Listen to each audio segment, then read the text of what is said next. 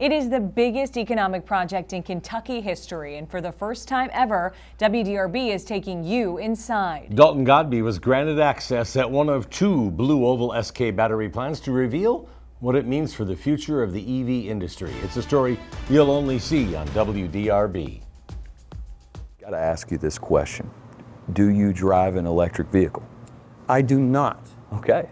And I do not yet, just because, well, there's a complicated story behind that, but I actually plan to do such that when we put our batteries into market. Michael Adams may not be behind the wheel of an electric vehicle yet, but he is behind the wheel of a multi-billion-dollar electric vehicle battery company. Adams is the CEO of BlueOval SK, a joint venture between American automaker Ford and South Korean conglomerate SK On. By the end of this year, the company will begin making the batteries for Ford's EV fleet at plants in Tennessee and Kentucky. Governor Beshear has called Kentucky the EV capital of the United States. You work in Kentucky and Tennessee, so I want to ask you if that is true or not. That is true. It is likely you've seen the EV industry footprint in the bluegrass. The near $6 billion BlueOval SK battery park cannot be missed from Interstate 65, just past the Glendale exit in Hardin County. The twin plants are each 4 million square feet in size. Let me tell you about my first experience. I was just in awe. I was in awe of these two huge buildings that are really part of an industry that's going to really change the automotive industry going forward. This is our first time seeing the plant, from inside its massive walls at least. The company invited WDRB and granted exclusive access. No camera crew has ever been inside until now. First time we've had a reporter inside taking actual video inside. Inside one of the two plants are just over 1,000 people, already working and preparing for production, which is scheduled to begin this year. What is the work being done here right now? We have actually built parts. We have actually put them into our test chambers that we have actually here. We're doing the testing in the building, and those will take a period of time in order to complete all those tests. In the meantime, we will continue to operate and to run and to practice and to train our employees. You say second half of 2025 for production. Is there any, can you be any more specific? I can, but I'm not going to be. While the timeline for this plant, called Kentucky 1, seems certain, the same may not be true for Kentucky 2. BlueOval announced last year that it was delaying production there. Given the uncertainty for the demand of electric vehicles, is that something that people should be concerned about? Well, it's still about growth, so it's going to grow. And like I said, I still see, or the market sees, even growth in 2025, even with the current administration potentially making some incentive changes. Are you confident that BlueOval SK can meet that requirement of getting those 5,000 employees and production online at both plants by 2030? In the end, that will be a market decision. The market is telling us Kentucky 2 is not ready. No matter what's changing or what's to come, Adams and BlueOval SK are certainly focused on the work in front of them now. Whether you're actually building the battery or you're a supporting business into our facility, you're going to be part of that transformation. Describe to me, as succinctly as you can, what it is like to work there. These are 3 employees who are a part of this transformation. I've made a lot of good friends. I've met a lot of good people.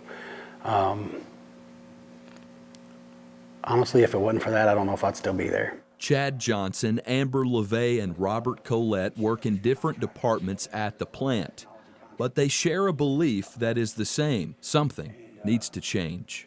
I personally was exposed to our electrolyte last week or the week before because the practices are so unsafe, because there's so much chaos.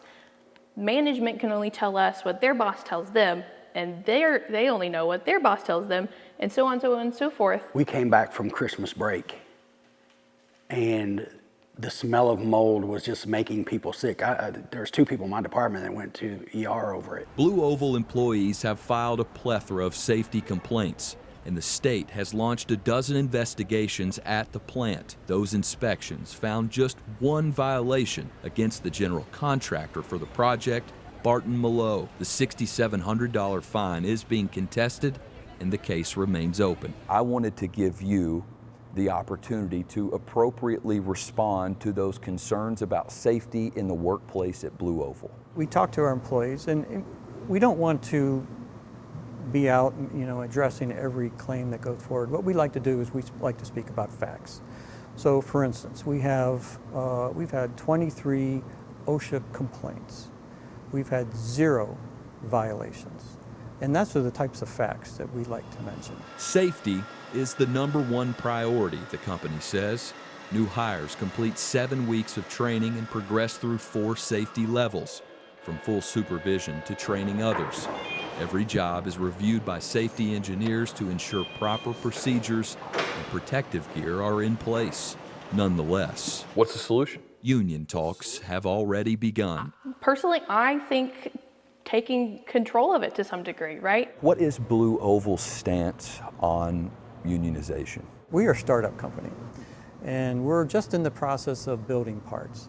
And we need to move quickly, and we need to react quickly, and we feel the best way to do that is to have that direct communication line with our employees, that we all have one voice going forward after we talk through things, and that we can hit our objectives that we need for our customers. Every one of us want this company to succeed, even though they seem to think because we wear this red shirt or this black hat that we have a different stance, that we don't want this company to succeed. That'd be foolish. If this company don't succeed, we don't succeed. Workers publicly launched a campaign to join UAW last year, signing cards confirming their desire to join the union. They're pushing for a vote, but BlueOval is pushing back.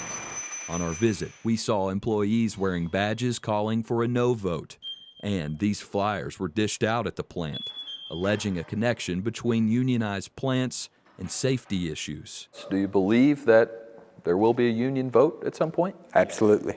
What do you believe the outcome of? We will unionize, beyond a shadow of a doubt. Regardless of that outcome, regardless of the market's uncertainty, our trip inside the spine at BlueOval SK pulled back the curtain on what's happening inside Kentucky's largest economic development project ever. One thing is certain: all the people in this building, no matter their stance, want to make the best batteries in the world.